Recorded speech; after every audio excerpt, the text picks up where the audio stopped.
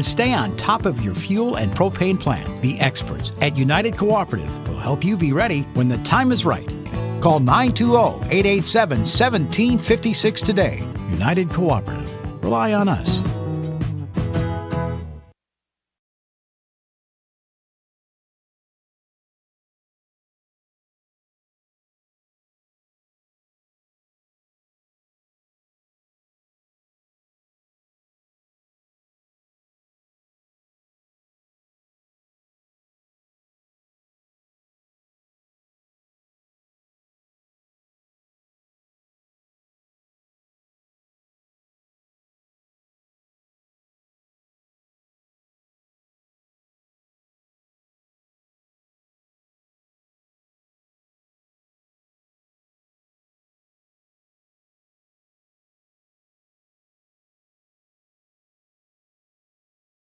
Ava.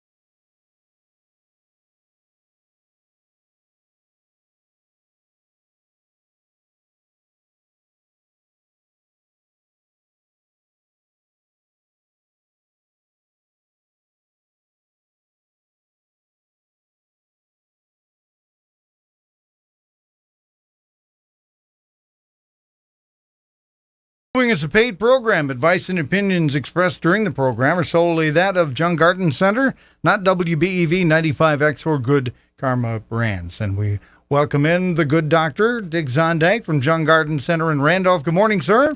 Good morning, John. How are you doing on this, what's turning out to be a rather nice day? Yeah, it's kind of cool outside, but the sun is shining, and the girls are on their way to the state tournament. Oh, that's right. Yeah, the Lady Rockets are on their way to Green Bay. I guess that's where the tournament is. And they sent them off with fire engines in the police car this morning, and so good luck to them at the state tournaments. Absolutely. And right now we are going to talk gardening, and we have both lines open at 885-4446. And by the way, what's happening at Jung Garden Center these days? Actually, last weekend I was up in Appleton at the new garden center up in Appleton. We greeted a lot of people from the Appleton area, and so now we're up to 6 garden centers again. Of course, we got a lot of seeds in the store. Time to get some of those seeds started. So we've got all the seed starting equipment, the flats, the clean flats, and the soil. Remember, when you're starting seeds, you should use a peat-based soil that doesn't have any garden soil in it, because if you start with the garden soil, you're starting with 2 strikes against you, because the spores of the damping off fungus are in virtually all of the soils if you're using just garden soil. And so because the spores of those diseases like the same conditions as germinating seeds, the warm, moist conditions, you're going to have trouble. So we have our own Jung seed starting mix. We have Jiffy Mix, and we have a couple of others also. So we got plenty of the media to use, and then what you do with it is you You moisten it so that it's good and moist, and if you do that, you don't have to water it until it comes out of the plastic bag. But get it good and moist. You put the seeds on top. You only put one kind of seed in a tray because the seeds germinate at different rates. So you put tomatoes in one, eggplant, peppers in another, and your cool season crops in another, so that when the seed starts to come up, you take it out of the plastic bag that it's been in and put it in a cool, sunny window and dry it out, because that will also help you with the damping off fungus. They don't like dry conditions, so they don't get started. And then when you get 2 or 3 sets of true leaves, then you can transplant them into a mix that has soil in it. So the soil that I use when I use garden soils is a third sand, a third soil, and a third peat moss or compost, and that makes a good mix for growing those seeds on. You don't want to overwater after you transplant them. You water them down so you get them in packed into the soil, and then you feel the medium, and if it feels dry, you water it good and heavy, and you let it dry out between watering. So you don't water on a schedule, you water when the plants need the water. And then when it's time to plant outside, you take them outside for a couple days to a week before you transplant them into the garden to harden them off, to get them used to the outside, and then you put them in the garden and away they go.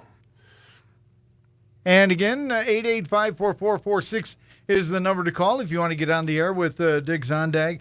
Dick, just following up with the girls' basketball game, we will have the game here on WBEV Friday, 8:30 a.m. for the pregame and 9:05 a.m. for the tip-off against Highland. Yep, it's really neat that the girls get to go to the state tournament. They've been working real hard this season, and that's fantastic. It's really neat. Yeah, and we want to remind you, if Randolph girls win on Thursday, we will air the Division 5 state championship on WBEV Saturday morning. That would be an 11 a.m. tip. Just to follow up on what you were talking about there. And the boys are doing a great job too, so hopefully they get to state. Yep. It'd be a real treat. Yeah, indeed. All right, we do have callers, so let's go to the phones. You are on the air with the Garden Doctor. Yes. I have a question. I know burning bushes are supposed to be pruned in the fall. Mine did not get done. What do I do? It's really overgrown. Yeah, you can prune it in the spring too. Well, I see buds on it. Am I going to be cutting all the buds off? No, you can prune it back. There are lots of buds, and in fact, a burning bush, if it gets to be too tall, can be cut back almost to the ground. But you do it in stages. You prune off half of it one year and the other half the next year, because it will sprout from the base and grow. But it's not too late to prune back anything. In fact, now is a good time to do it because the plants are still dormant, and that way you're not going to waste any of the growth that they put on. Okay, thank you. Thanks for calling. All right, thank you for your call. 885-4446, the number to call. We should also mention we are on Daily Dodge Video, so you can watch on dailydodge.com. And did you bring anything with you, Dick? Unfortunately, at 10 minutes after 10, I realized that I had to be in Beaver Dam by 10:30, and so I didn't have a chance to go out to the garden center and scoop up stuff. So, but of course, you obeyed all the posted speed limits, right? Yeah, of course. Let's go to the phones. Hi, you're on the air with Dick Zondag, the Garden Doctor. Good morning. Got a couple questions. First about geraniums. Okay. I've had them for years, and I've got like 30 of them in my basement. Okay. And I do cuttings on them. Right. I don't have a problem with the regular ones, but I've got like 4 pots of ivy geranium that are 3 years old now, and I've never been able to get those to re-root. Yeah. So do those not work well with cuttings? They are a little trickier than the zonal geraniums. I'm finding that out. Yeah. Do you use any kind of rooting hormone on them? Yep. Okay. I've got the both of them, where you the powder, and then I've got the bottle, the water part. Okay. So what I would say is, have you used Jiffy 7s with them? No. Okay, Jiffy 7s are peat pellets that you put in water and they expand, and you just put the cutting in that. That might help you there. If you're trying to root them in water, you'll never get them to root that way because they're a lot more susceptible to rotting. So by putting them in the peat pellets and then putting a plastic bag over them, or putting them in a plastic bag for a week or 10 days, you'll have a much better chance of getting them to root, where the zonal geraniums, the red geraniums that they root fairly easily. Yeah, I've got about 10, 12 pots now started with the other cuttings. But the ivy geraniums are not the easiest thing in the world to root. Yeah, I've been finding that out. Okay, and asparagus. Okay. How hard is it to start asparagus from seed? Not real hard. It's a very hard seed coat, so you want to soak it in warm water for a couple of days till it starts to swell, and then you can pot it, put it in a regular seed starting mix. And it's not the easiest thing in the world to start, but it's not difficult either. Okay, because they seem to seed well out in the garden, and I don't want them in certain spots. Right. And the ones that have come up from seed, I've got some of them that are just wonderful plants, and they're actually better than the ones that you buy the roots and put them in yourself. Hey, don't knock the roots. Well, I'm not knocking them, but Okay. I've got some that are just gorgeous, and they came up from seed. Yeah, I don't want them there. See, the asparagus does go to seed in the fall. Those red berries that turn black have seed inside of them, and when they drop to the ground, there's a good chance that they will germinate. So it's not impossible, but that seed is very hard and needs to have a little help in germinating. Okay, because I found asparagus plants up by the house and in my perennial bed and all over the place. Well, you've got a good strain of asparagus. Apparently so, because I find them everywhere, and then I try to transplant them, and sometimes it works and sometimes it doesn't. Yep.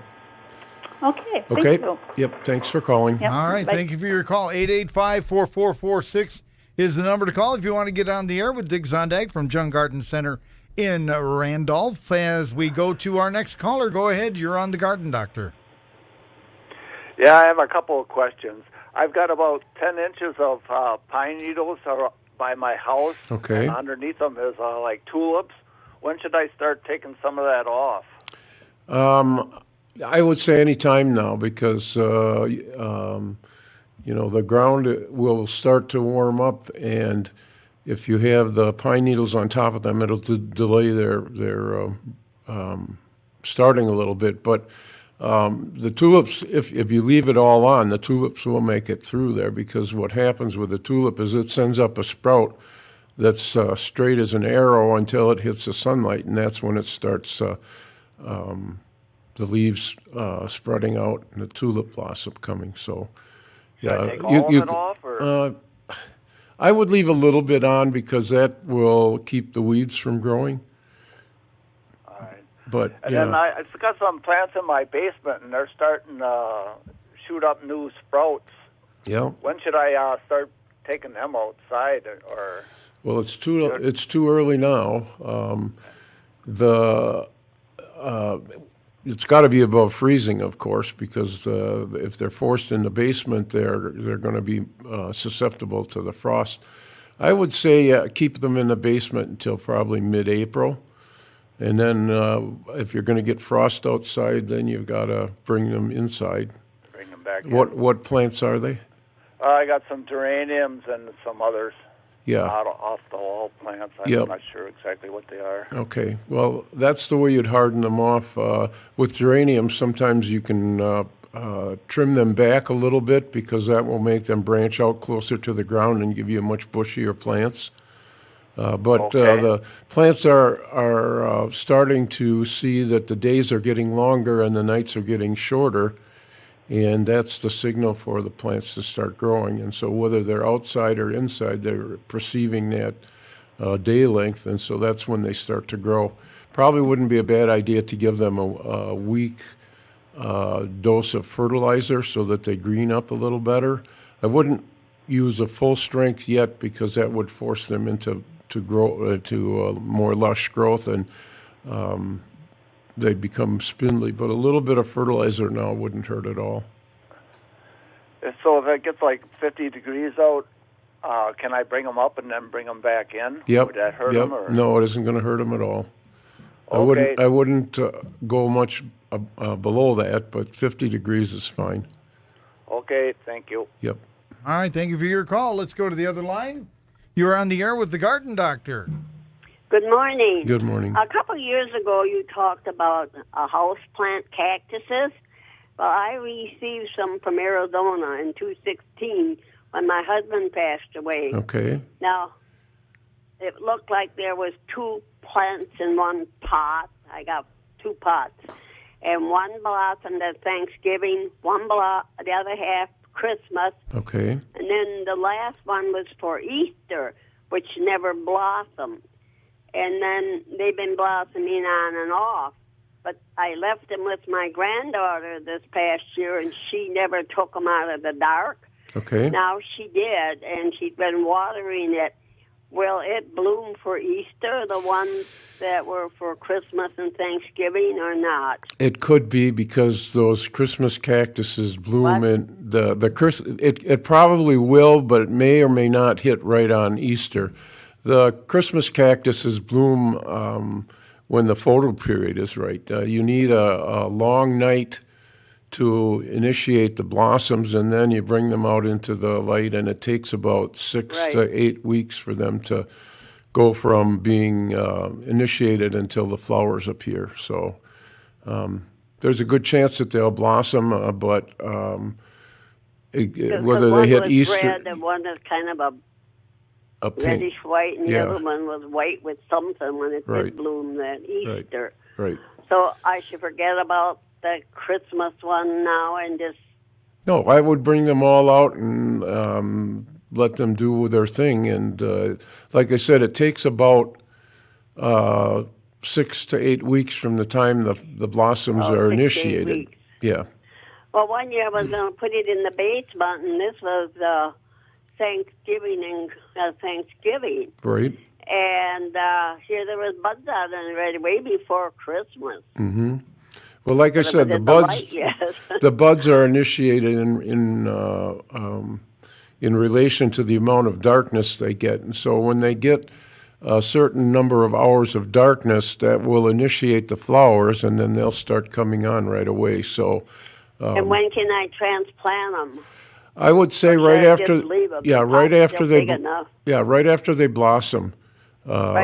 blossom. Yeah, I would say, let the blossoms fade and fall off, and then you can transplant them. Oh, okay. Thank you so much. Yep. Thank you for calling. Thank you for your call. 885-444-6192, 885-4446. This is Wednesday where you're hearing us live, so if you're listening to us on a Saturday, this is a taped broadcast. So let's go back to the phones. Got both lines ringing here. You're on the air with the Garden Doctor, Dick Zondag. Yeah, back in '88, we got a bunch of roots from you guys, asparagus. Okay. It's starting to get a little thinner and thinner. Do they die out eventually, or? Boy, if you've got them deep enough, they shouldn't do that. What I would do is give them a good shot of a high nitrogen fertilizer, because like triple 10. Yeah, triple 10 would be great.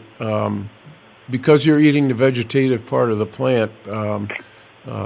You can fertilize them with a high nitrogen fertilizer that you wouldn't use in your garden. I do fertilize it. The patch is probably 6 by 30. Okay. And 2 coffee cans a year I do. Oh, well, if you've been fertilizing that much, maybe you ought to not fertilize. Okay. Sometimes that could be a salt burn, too. It seems like a lot of fertilizer for that amount. But, put some mulch on top of the ground, so that it keeps the weeds down and might use up some of that nitrogen that's there, and see if that helps. Okay. Okay. Does that hurt to see? What I've been doing is when I cut everything, and then I go over it with a lawnmower and scalp it, to keep the weeds and stuff down. Does that hurt? It shouldn't hurt, no. The number of spears that you get are in proportion to the health of the plant. So cutting them off When they get the size of your little finger, that's the smallest size that you should cut. If they're smaller than that, let them grow. Okay. All right. Yeah, they're kind of scattered throughout the patch. Right. So, okay, so don't fertilize. I would lay off the fertilizer for a year or two and then see what happens, because if you're fertilizing every year with that amount of fertilizer, they could be getting burned by the salt, because all fertilizers are salts. They're salts of nitrogen or phosphorus or potassium, and maybe a year or two off the fertilizer, the salts will be leached through the soil profile. Okay. Okay? All right, thank you much. Yep. Thank you. You're listening to The Garden Doctor on 1430 WBEV, and we are on Daily Dodge TV as well. As we go back to the phones, 885-4446, the number to call. You're on the air with Dick Zondag from Jung Garden Center.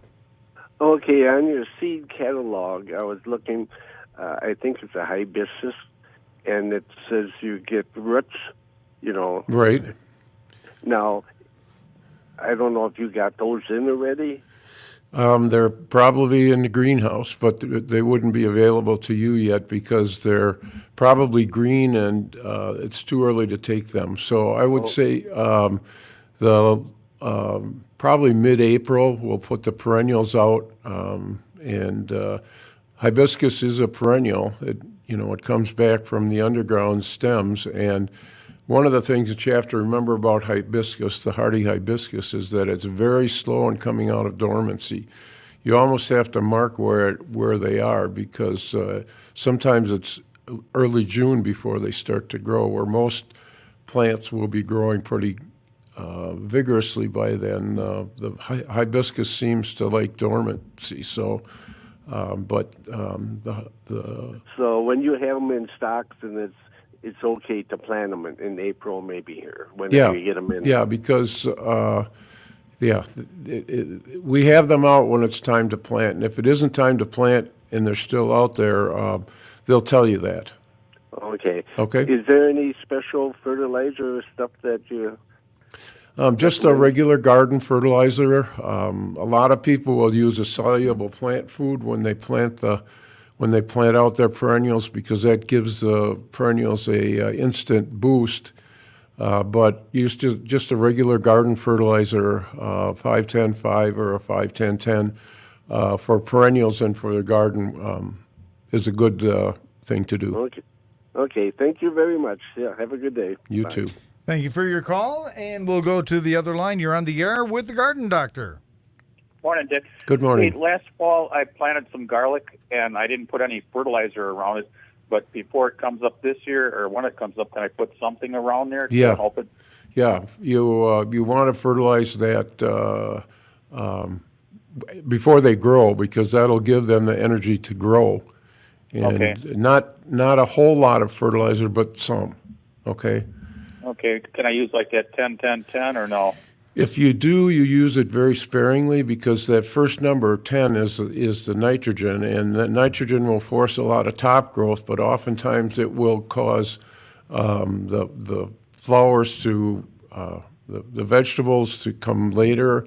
Sometimes it'll force a lot of top growth, and you won't get much underneath. So if you're using 10-10, would there be something else that would be better to put on top of there? Well, that first number is the nitrogen, and I would say if you're using a fertilizer that has a smaller first number and a bigger second and third number, that's probably the analysis that you should use. Okay.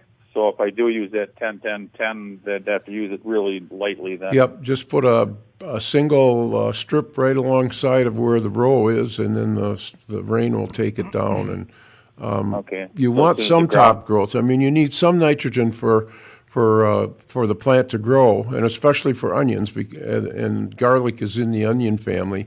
Has a very weak root system, so you want to have some nitrogen there so that it does grow, but you don't want to put excessive amounts, because then it puts everything in. You get really huge tops, and when you dig it up this fall after the tops start to die back a little bit, you'll find that there isn't as big a bulb there as if you just go a little lighter on the nitrogen.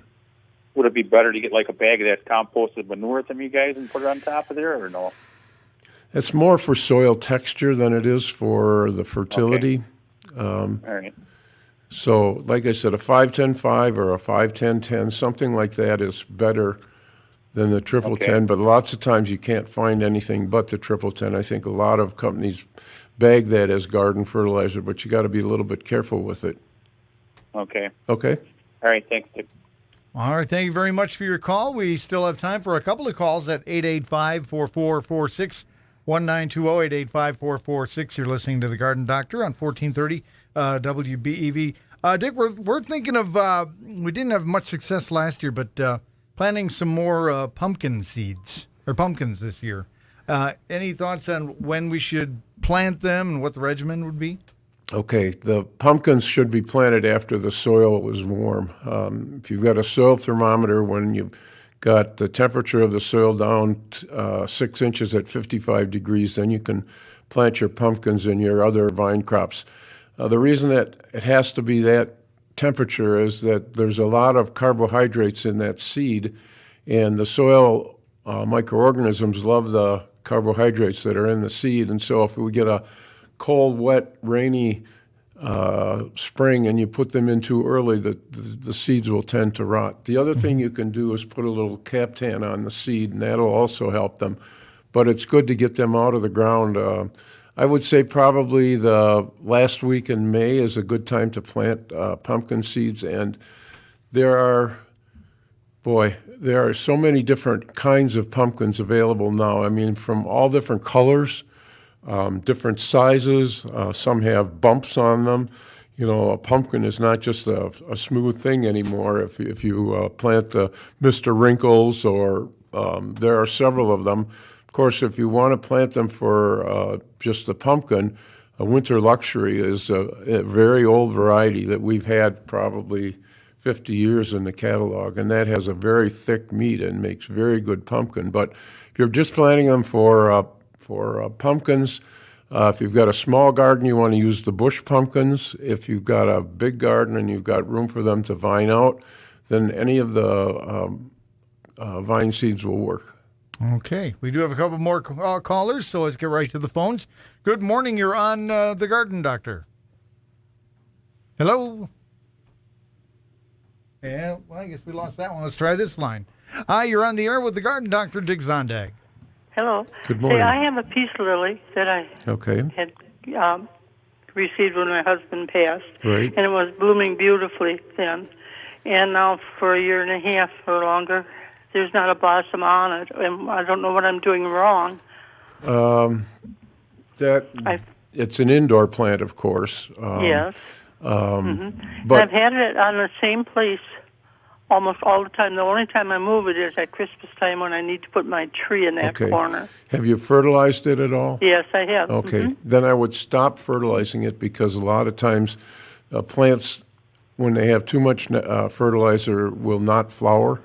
Don't transplant it because you want to put it under a little bit of stress, and that way that's something there's a lot of new growth, and they're all smaller. Okay. They're not huge like these other leaves are probably 8 inches or better, right, and about 4 inches wide. But the new ones are smaller and spinier. Yeah. And they're probably going to start taking nutrients from the old leaves to grow more. The peace lily is a little bit different than like the Christmas cactus. It doesn't seem to have a photo period to it, so it's a little more tricky to get it to blossom. I guess put it under a little bit of stress. You know, don't water it quite so much so it does get a little dried out, and see if that doesn't help. Mm-hmm. Okay. Okay? Okay, I'll try. Thank you much. Yep. Thank you very much. We have about a minute left, so you'll have to make your question brief. Go ahead. You're on the air. Hello. Yes. Yeah. Question about apple trees. Okay. You just talked last week about the cutting water sprouts or suckers off, or shoots, or whatever you call them. Yep. I planted Honeycrisp and a Wolf River, I think, in 2014, and they grow beautifully. They're green and lush. And every time I cut a water sprout off of it, 2 more grow. And then the next year, 4 more grow. Is that just the way this goes? That's the way it is. Okay, just stay with it. Yeah, stay with it. Don't fertilize the trees because sometimes those water sprouts are in reaction to too much fertilization. Yeah. Maybe root prune them a little bit. Go around the outside of the tree where the water would fall off the tree. It's called the drip line, and maybe push a shovel into the soil and cut a few of the roots. That'll put it under a little bit of stress, and that sometimes will inhibit the water sprouts. How tall are the trees? I think they're semi-dwarfs. Okay. They're probably 6 to 8 feet. I can still reach them. Okay.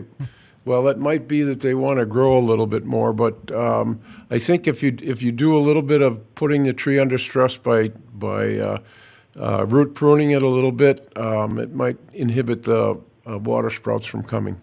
And then stop fertilization. You don't have to fertilize the tree as long as it has a nice dark green color.